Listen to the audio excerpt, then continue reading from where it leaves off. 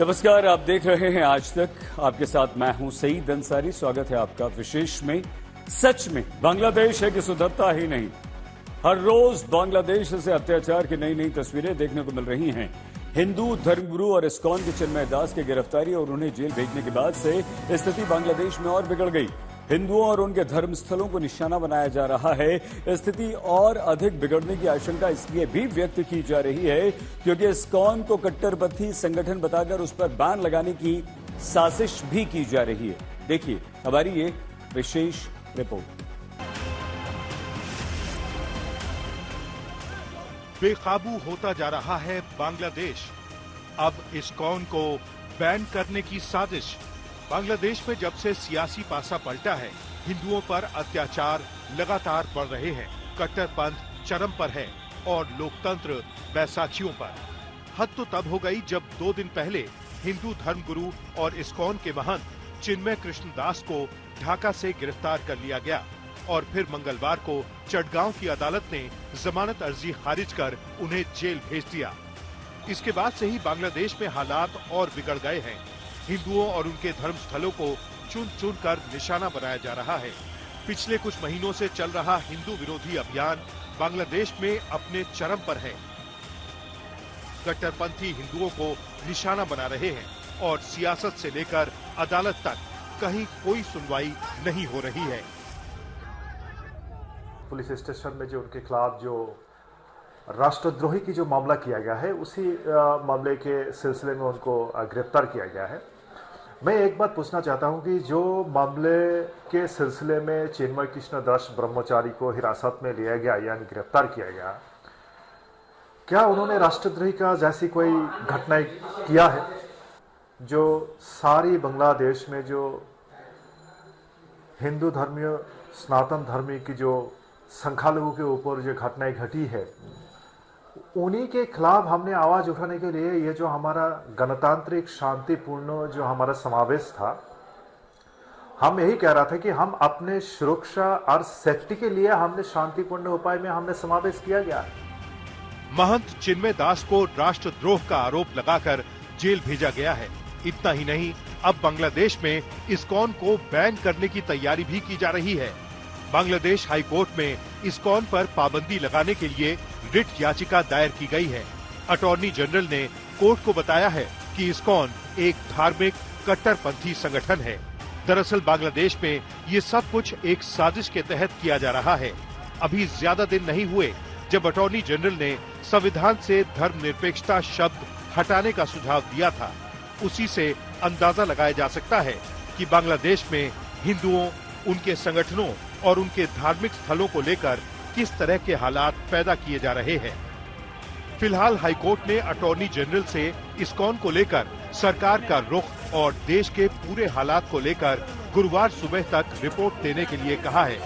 कहने को तो कोर्ट ने कह दिया है कि देश में कानून व्यवस्था की स्थिति न बिगड़े, लेकिन बांग्लादेश की सड़कों पर जो तस्वीरें दिख रही है वो किसी भी लोकतांत्रिक देश के चेहरे पर दाग से कम नहीं है।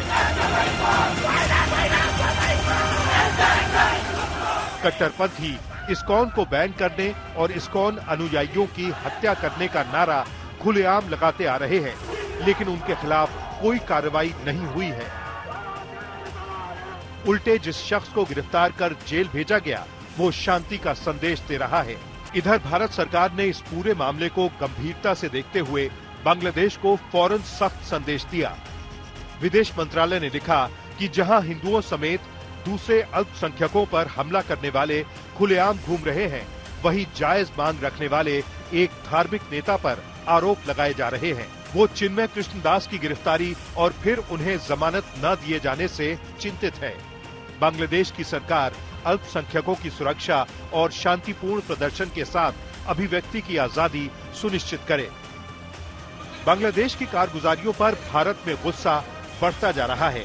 कोलकाता में बांग्लादेश के खिलाफ रैली निकाली गई और मांग की गई कि हिंदुओं पर अत्याचार बंद हो। हम लोग जोरदार विरोध करेगा, आगे भी विरोध होगा और हम लोग का मांग है एक गुंडागर्दी, एक हिंदू को कतलाना बंद करो। चिन्मय कृष्ण बाबू को इमीडिएटली रिलीज करो और बांग्लादेश भारत का रिलेशन अच्छा करो इमीडिएटली। ये हमारी मांग है, नहीं तो पूरा वीसा बंद करो और एक्सपोर्ट इंपोर्ट परमिट इशू बंद करो। इस्कॉन के उपाध्यक्ष राधा रमन दास ने साफ साफ कहा है कि बांग्लादेश में हालात बेकाबू हैं। फिलहाल वो अमेरिका में ट्रंप के राष्ट्रपति पद संभालने का इंतजार करेंगे। आप सोते हुए व्यक्ति को जगा सकते हैं, लेकिन अगर कुछ लोग जो सोने का नाटक कर रहा है उसको कभी जगाया नहीं जा सकता। तो ये पहले तो बहुत ही आश्चर्य होता है कि जो लोग अलग अलग जो ह्यूमन राइट्स होता है उस पर प्ले कार्ड लेके खड़े हो जाते हैं, लेकिन आप भारत में ही देखिए कि कितने लोग हैं जो प्ले कार्ड लेके समर्थन में निकले हैं हिंदुओं के खिलाफ में। तो सारा चीज बहुत दुखी करता है। 3 करोड़ जो माइनॉरिटीज है बांग्लादेश में, एक छोटी संख्या नहीं है, काफी बड़ी संख्या है। तो यही हम आशा करेंगे कि जो सरकारें हैं अलग अलग देशों की इसका संज्ञान ले और ये हम लोग के हाथों के बाहर निकल गया है।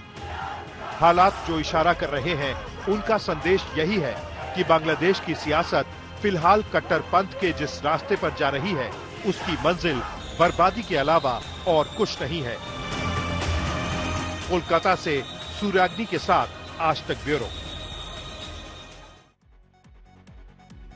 देखा आपने किस तरह से वहां इस्कॉन के प्रमुख को गिरफ्तार करने के बाद हंगामा है, लेकिन जबरदस्त हिंदुओं पर अत्याचार हो रहा है। बांग्लादेश के बवाल को लेकर भारत में भी धार्मिक और राजनीतिक संगठन बेहद गुस्से में हैं। सबकी एक ही मांग है कि चिन्मय दास को फौरन रिहा किया जाए। उधर बांग्लादेश में हिंदू धर्मगुरु को गिरफ्तार कर जेल भेजा गया, तो इधर हिंदुस्तान में आक्रोश की लहर दौड़ गई। हिंदू ही नहीं, मुस्लिम धर्मगुरु भी चिन्मय दास को रिहा करने की मांग कर रहे हैं। इन दिनों पदयात्रा पर निकले धीरेन्द्र शास्त्री ने बांग्लादेश को जमकर लताड़ा। देश में मंदिरों पर बहुत हमले एक बार फिर से शुरू हो गए हैं। चिन्मय दास की गिरफ्तारी के बाद फिर से वहां पे हालात खराब हैं। बांग्लादेश में मंदिरों को मस्जिद बनाया जा रहा, आशा को आसिया बनाया जा रहा, हिंदुओं को मुसलमान बनाया जा रहा और उन्हीं के कुछ वंशज यहाँ पर गड़बड़ कर रहे हैं। इसलिए हम इस देश में एकता चाहते हैं। अल्पसंख्यकों पर ज्यादतियां शुरू हो गई और उसी सिलसिले में सनातनी चेतना के अध्यक्ष और उनके नेता चिन्मय कृष्णदास ब्रह्मचारी जी को कल ढाका से गिरफ्तार कर लिया गया। तो ढाका से उनको गिरफ्तार किया गया, वो एक रैली को संबोधित करने जा रहे थे। तो ये सरासर जमहूरी निजाम के खिलाफ है और एक अल्पसंख्यक नेता की गिरफ्तारी से भारत के मुसलमान चिंतित हैं। मैं वहां की हुकूमत से मुतालबा करूंगा और अपनी हुकूमत से मुतालबा करूंगा कि वो मुदाखलत करके उनको रिहा कराए और उनके साथियों को जो गिरफ्तार किया गया है उनको भी रिहा कराया जाए। संसद के बाहर भी बांग्लादेश को लेकर खूब नाराजगी दिखी।